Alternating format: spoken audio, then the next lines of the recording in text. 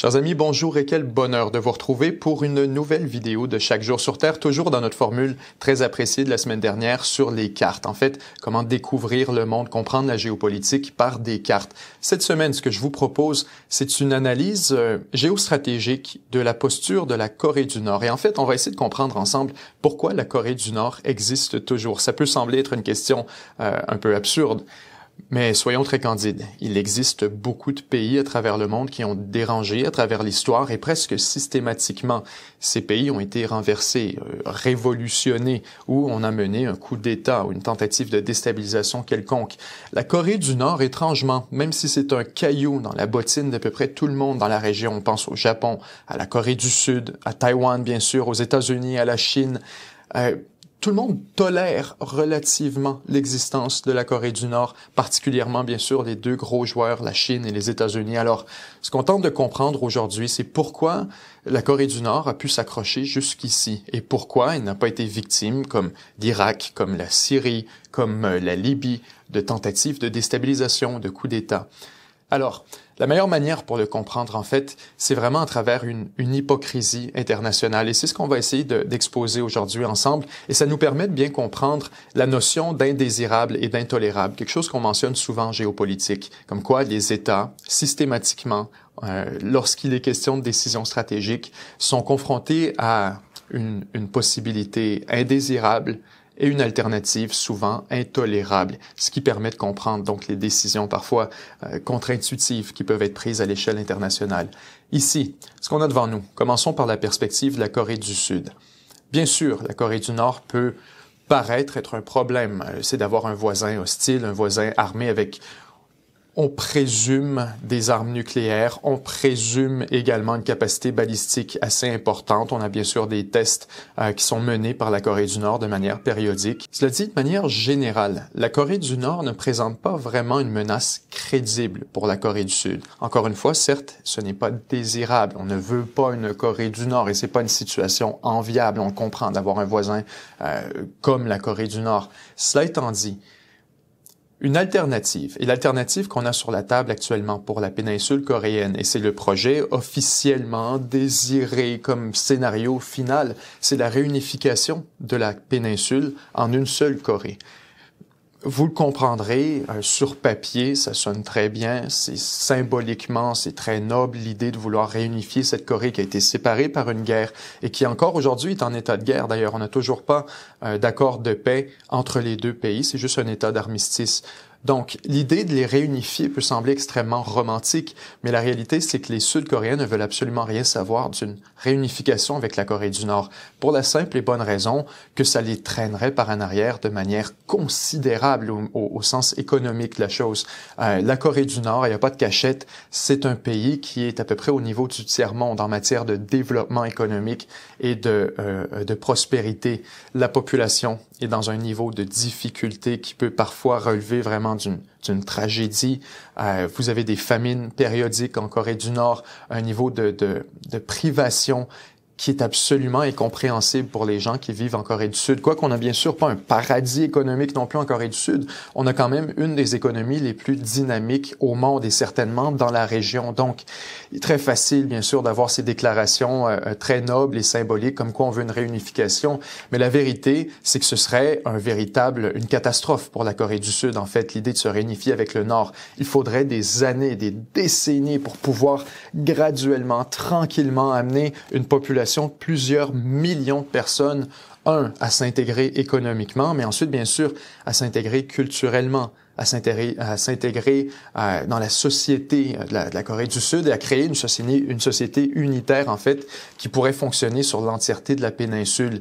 Il y a un peu cette hypocrisie ici, tant pour la Corée du Nord que la Corée du Sud, où on parle de réunification, alors qu'au fond, ce n'est pas un scénario désirable du tout. Un bon exemple de tout ça, ce serait en fait l'Allemagne. L'Allemagne, bien sûr, qui a été réunifiée après la guerre froide.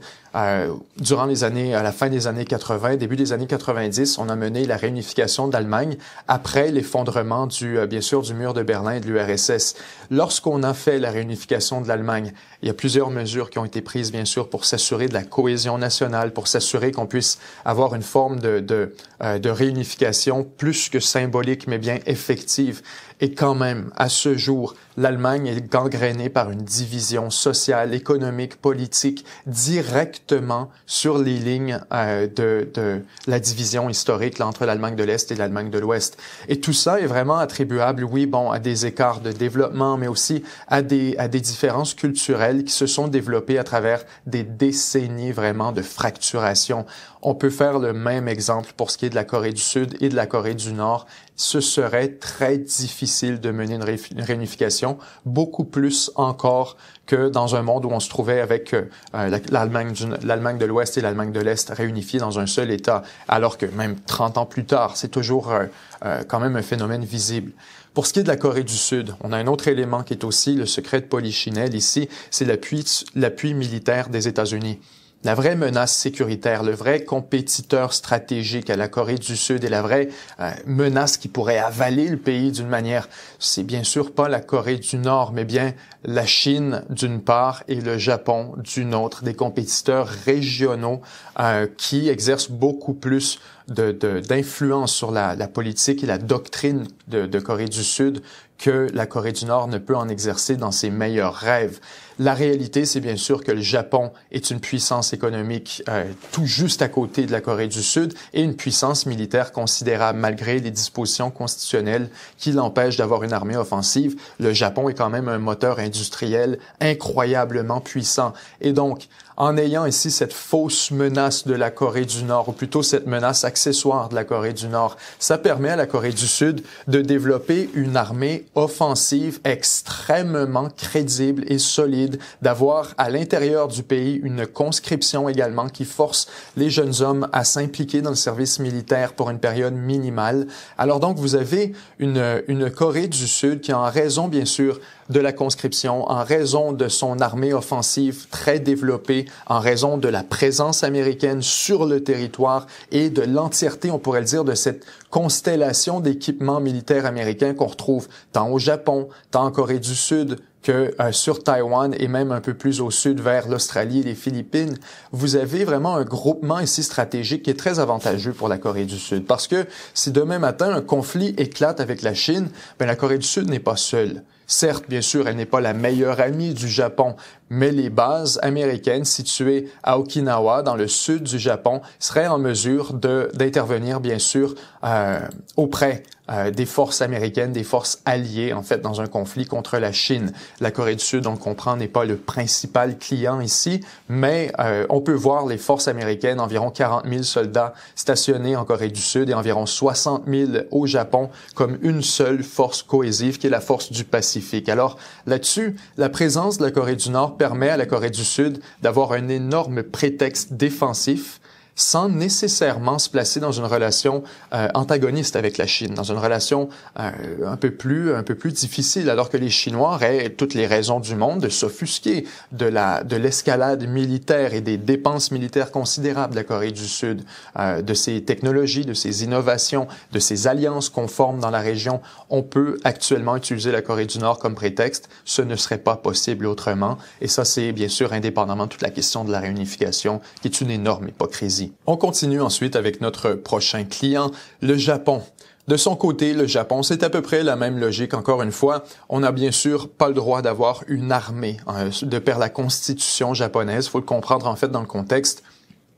Lorsque les Américains ont battu les Japonais durant la Deuxième Guerre mondiale, on a écrit la Constitution japonaise à la place du Japon. Et pour s'assurer que le Japon ne soit plus jamais une menace militaire aux intérêts américains, on a pris des mesures pour s'assurer d'une intégration dans le futur, mais surtout, on a interdit dans la Constitution toute forme d'armée offensive. On a donc droit seulement des forces défensives. Pour le Japon, ça a été culturellement accepté à travers les années, mais à mesure où la menace chinoise spécifiquement, à la mesure où on a vu la montée de la Chine, qui est vraiment un adversaire régional, un adversaire historique du Japon également. Plusieurs affrontements militaires ont eu lieu entre les deux à travers l'histoire.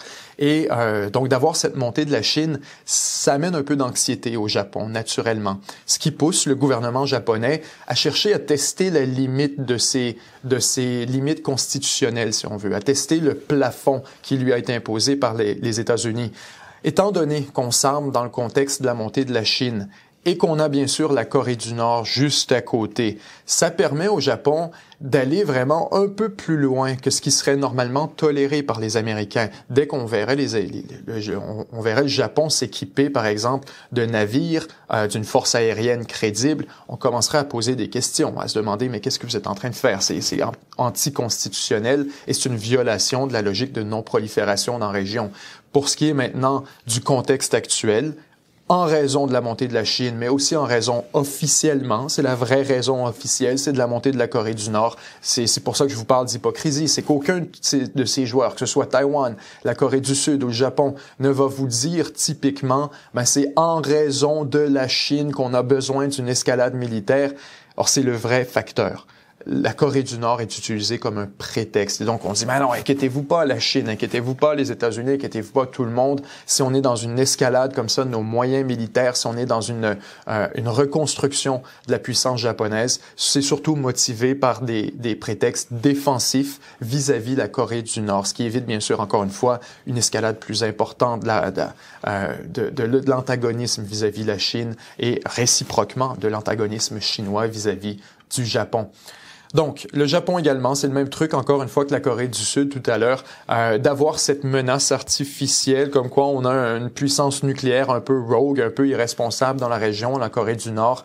Ça permet de justifier cette reconstruction militaire et surtout la présence américaine. La présence américaine au Japon est vraiment considérable. Quand je vous parle de quelques 60 000 soldats, c'est réparti un peu partout à travers le Japon, particulièrement dans le sud, sur les bases d'Okinawa.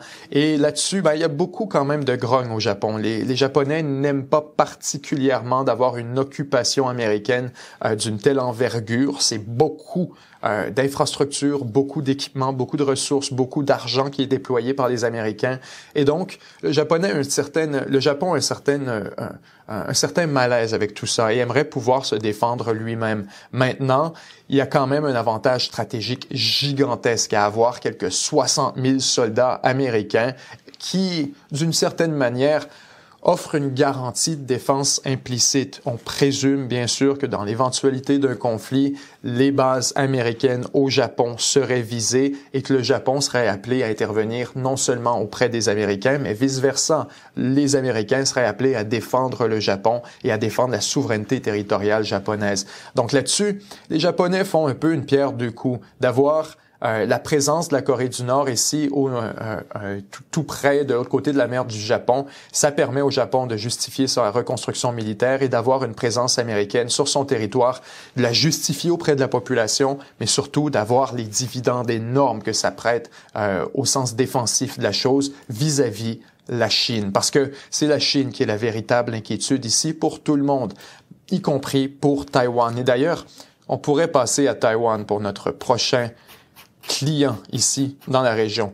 Taïwan, de son côté, bien sûr, le gros intérêt ici d'avoir la Corée du Nord, c'est encore une fois l'aspect prétexte, d'avoir un prétexte qui justifie un déploiement militaire, cette fois pas son propre déploiement et sa propre construction militaire, bien sûr, ça on peut justifier ça par la présence chinoise et la menace de la Chine. Cela étant dit, la présence de la Corée du Nord comme menace régionale permet aux États-Unis d'avoir un déploiement absolument démesuré ici dans la région. On en parlait tout à l'heure, bien sûr, avec les quelques 40 à 50 000 basés en Corée du Sud, les quelques 60 000 basés au Japon. Ce sont des éléments absolument essentiels de la défense américaine dans l'éventualité de quoi?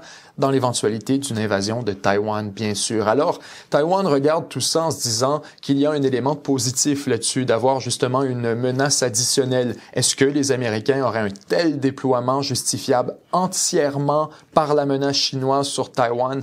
Plus ou moins. La Corée du Nord permet vraiment aux Américains d'avoir une présence disproportionnée dans la région. Et là-dessus, il y a un élément tactique qui est absolument essentiel à comprendre. Ça fait partie de la doctrine américaine défensive vis-à-vis Taïwan. On a bien sûr cette idée d'ambiguïté stratégique. On ne veut pas dire à personne exactement si on va défendre Taïwan ou pas. c'est une manière de garder un élément de surprise. Et aussi, on comprend qu'il y a un gros doute à savoir, est-ce que les Américains vont vraiment défendre Taïwan? Est-ce qu'on a une intention sérieuse de partir en guerre avec la Chine pour, somme toute, un enjeu périphérique, un enjeu historique qui relève beaucoup plus de la Chine que des intérêts occidentaux? Alors là-dessus, il y a des grosses questions et c'est pourquoi, notamment, les États-Unis ne veulent pas s'engager clairement à la défense de Taïwan et maintiennent plutôt une ambiguïté stratégique. Cela étant dit, la doctrine officielle, et c'est ce qu'on demande de Taïwan, c'est ce qu'on s'attend de Taïwan, c'est la doctrine du porc épic. On veut que Taïwan adopte une défense asymétrique. On dit à Taïwan, l'objectif du pays, c'est pas de se défendre, c'est de se défendre assez longtemps pour que les renforts américains arrivent sur place. Parce qu'on le comprend, bien sûr, Taïwan ne peut pas compétitionner dans un affrontement ouvert et total avec la Chine. La Chine ne ferait qu'une seule bouchée. Il y a bien sûr des défis considérables à une invasion de Taïwan et on parle d'une opération militaire extrêmement complexe. Mais on comprend que par la dimension, par la force, par le volume, la Chine ne ferait qu'une seule bouchée de Taïwan. Et donc, dans ce contexte, on dit à Taïwan, n'essayez pas de battre la Chine, c'est futile. Essayez plutôt tout simplement d'accumuler suffisamment d'armes et de défense asymétriques pour ralentir la Chine pendant que, nos troupes ici dans la région peuvent graduellement se déplacer et se rendre sur Taïwan.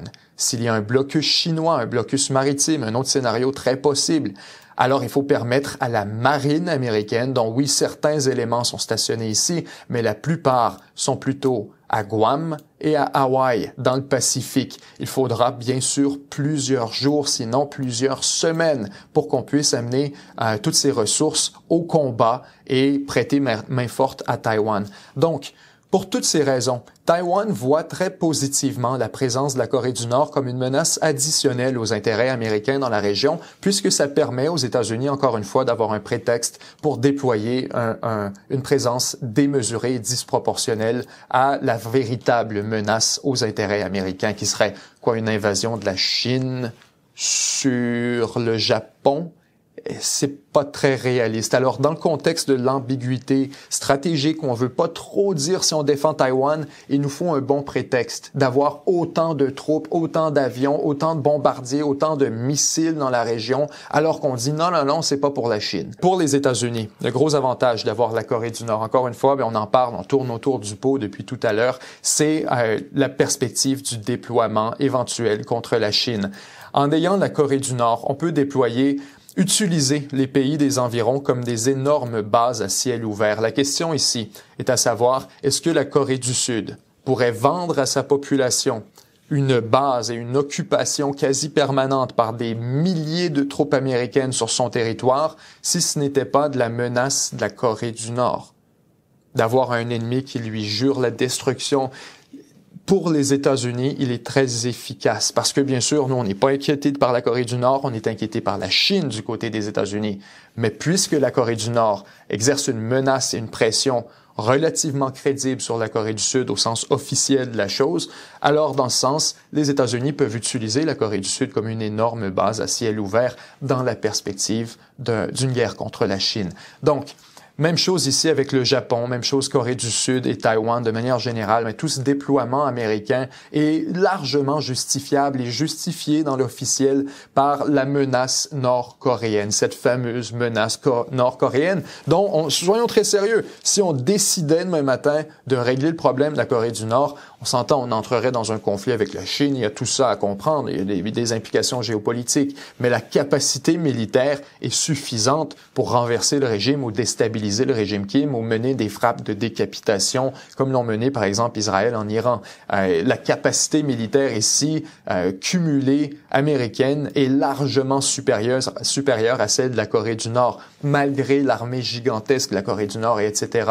Donc, ici, les Américains adorent la présence de la Corée du Nord parce que ça leur permet de déployer des puissants radars et des porte-avions tout près ici dans la mer Jaune et dans la mer de Chine orientale, mer du Japon, mais surtout d'avoir des puissants radars ici en Corée du Sud qui voient profondément, jusque dans la Chine continentale, permettant donc aux Américains d'observer depuis la Corée du Sud toute forme de tir, de lancement de missiles, de tests qui proviendraient de la Chine continentale. Et bien sûr, donc, vous avez vu les Chinois au cours des dernières années déplacer de plus en plus leur infrastructure balistique plus à l'ouest, ici, notamment dans Xinjiang, dans Qinghai, dans des endroits où on est en mesure d'avoir un peu plus d'invulnérabilité aux attaques et à l'espionnage américain.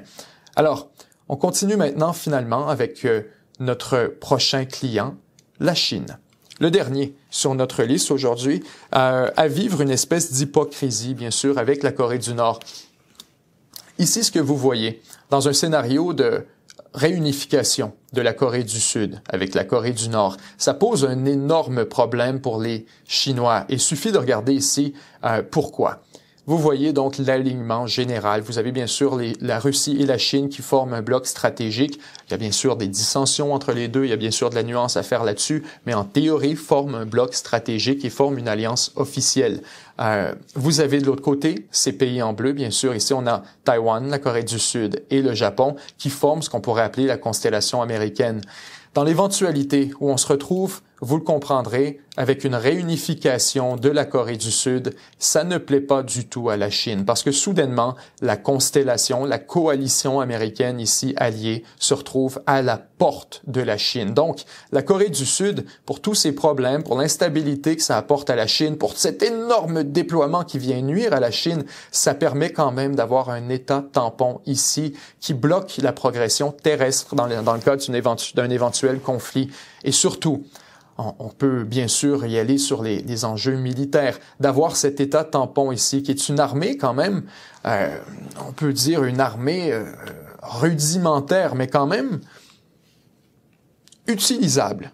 Et on l'a vu dans un contexte très récemment, on l'a vu en Ukraine, alors qu'une quantité considérable de soldats nord-coréens ont été appelés sur le front, ici, près de Sumy, sur le front nord, dans la percée ici de la Russie vers l'Ukraine, en fait dans la contre-attaque ukrainienne de la Russie sur Souja pour commencer, et ensuite vers Sumy. Vous avez vu beaucoup de troupes nord-coréennes qui ont été présentes sur le terrain, et ça a été, bon, de la chair à canon, mais de la chair à canon, c'est très utile dans exactement ce genre de conflit, un conflit terrestre où on a une espèce d'enlisement qui dure depuis des mois, et on doit envoyer toujours plus d'hommes dans le hachoir à viande.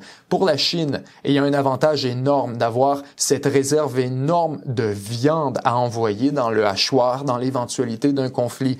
Des hommes qui ont une loyauté absolument indiscutable envers le régime Kim, bien sûr, mais par extension envers les alliés de la Corée du Nord dans l'éventualité d'un conflit. La Corée du Nord existe entièrement et essentiellement grâce à l'appui de la Chine. La Chine l'appuie économiquement avec, on envoie bien sûr des ressources agricoles, on envoie des machines, on envoie du carburant, on envoie des protéines littéralement, on envoie tout ce qui est des fertilisants, tout ce qui est nécessaire pour tenir la Corée du Nord debout. S'il fallait demain matin que l'appui chinois soit perdu, alors c'en est terminé de la Corée du Nord. Donc, ça place cet État dans une forme de situation de dépendance et de vulnérabilité vis-à-vis la Chine qui lui amène une loyauté totale. Donc, la Chine voit la Corée du Nord comme une espèce de colonie qui permet bien sûr cette zone tampon additionnelle, mais surtout d'avoir une réserve de soldats qui sont fanatiques, qui sont prêts à mourir pour la cause. Quelle sera-t-elle? Surtout si c'est pour mourir contre des Américains.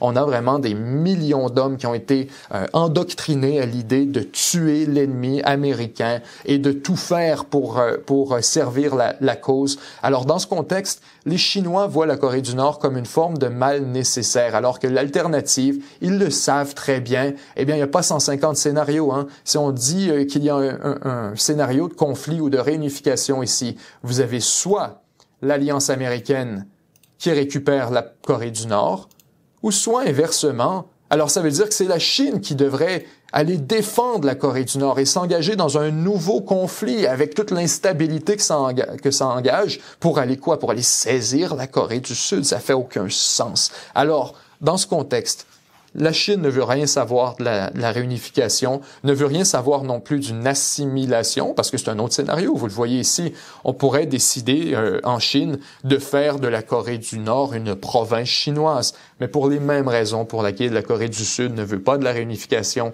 le drain économique énorme que ce serait, les Chinois ne veulent absolument pas d'une unification avec la Corée du Nord. En fait, les Chinois, et ça c'est triste de le dire comme ça, sont parmi les peuples les plus racistes dans la région, pour ne pas dire au monde. Et donc, lorsqu'il est question, d'abord, vis-à-vis des Japonais, mais même, c'est très réciproque, hein, tout le monde se le rend très bien, c'est une région très raciste et très nationaliste de manière générale. Pour ce qui est des Nord-Coréens, c'est le secret de Polichinelle, un racisme très ancré en Chine vis-à-vis les Nord-Coréens, qui sont vus un peu comme des sous-hommes, comme une sous-population, qui sont illettrés, sous-éduqués, qui savent pas faire l'agriculture, qui savent pas se battre. Donc, il y a un mépris de la Corée du Nord on voit difficilement comment on pourrait intégrer la Corée du Nord, alors que si vous voyez en Corée du Sud, officiellement, le discours reste quand même relativement positif à l'idée d'une unification. Les Chinois ne veulent absolument rien savoir de tout ça, et encore une fois, de s'unifier avec la Corée du Nord, ça vous amène la frontière effective avec les États-Unis directement nez à nez avec la Corée du Sud. Donc, personne n'est avantagé là-dedans. Donc, si on veut comprendre pourquoi la Corée du Nord existe toujours aujourd'hui, c'est relativement simple. C'est parce que l'alternative pour tout le monde est problématique. Et pour tout le monde, on a une forme d'hypocrisie alors qu'on préfère avoir la Corée du Nord que peu importe quoi que ce soit d'autre. Et on accepte donc de tolérer la situation, sinon même de l'exploiter pour ses propres intérêts stratégiques. Alors, pour la Corée du Nord, on pourrait terminer là-dessus, c'est la manière d'exister, c'est la manière de survivre, c'est de se placer, si on veut, entre deux chaises pour tout le monde, de s'assurer que on réalise un certain nombre d'objectifs stratégiques pour tout le monde. Si la Corée du Nord arrête demain matin de lancer des missiles, arrête demain matin de faire des tests balistiques, arrête de faire des tests nucléaires, la tension baisse. Et toute cette réalité se met à changer graduellement et devient de moins en moins valide. Alors, vous avez la Corée du Nord qui, pour regagner son attention de temps à autre, va faire ses tests balistiques, ses tests nucléaires un peu caducs, un peu futiles, qui n'ont pas vraiment de vertus militaires, mais qui ont des vertus géopolitiques et stratégiques à la grandeur de la région. Donc, la Corée du Nord, là-dessus, essaie aussi de se positionner dans cette espèce de jeu d'équilibre pour ne pas tomber dépendante de la Chine sans non plus tomber trop vulnérable à une attaque ou encore disons, on pourrait dire, à une exploitation par les puissances étrangères. Alors voilà pour notre tour aujourd'hui de la situation stratégique de la Corée du Nord, de son existence, du pourquoi, du comment. Si vous avez aimé ce format, je vous invite à le dire dans les commentaires. En passant, si on refait l'exercice aujourd'hui avec les cartes, c'est entièrement en réponse à vos commentaires positifs lors de notre dernière intervention. J'ai vu que vous avez apprécié et on cherche autant que possible à vous donner des trucs que vous aimez sur chaque jour sur Terre. Alors, on aura d'autres formats. Je vais continuer d'essayer d'autres éléments et d'autres formules, mais ça me fait vraiment plaisir aujourd'hui de retourner sur un format que vous avez apprécié. Alors, si vous avez d'autres suggestions, mettez-les dans les commentaires. D'ici là, semez l'amour, partagez l'espoir. Je vous aime. Si vous avez apprécié la vidéo et que vous pensez qu'on le mérite, laissez-nous une mention j'aime ou un commentaire, ça nous aide énormément. Et si vous voulez plus de contenu de 7 jours sur Terre, vous pouvez devenir membre exclusif à partir de seulement $1 par mois et débloquer l'accès à du contenu additionnel comme la revue de presse, une émission de plus d'1 heure à tous les mardis où on revient ensemble sur les grands dossiers de la géopolitique et de l'actualité internationale, tout ça dans un format beaucoup plus léger et décontracté. Du fond de mon cœur, je vous remercie énormément et je vous dis à très bientôt à notre prochaine revue de presse.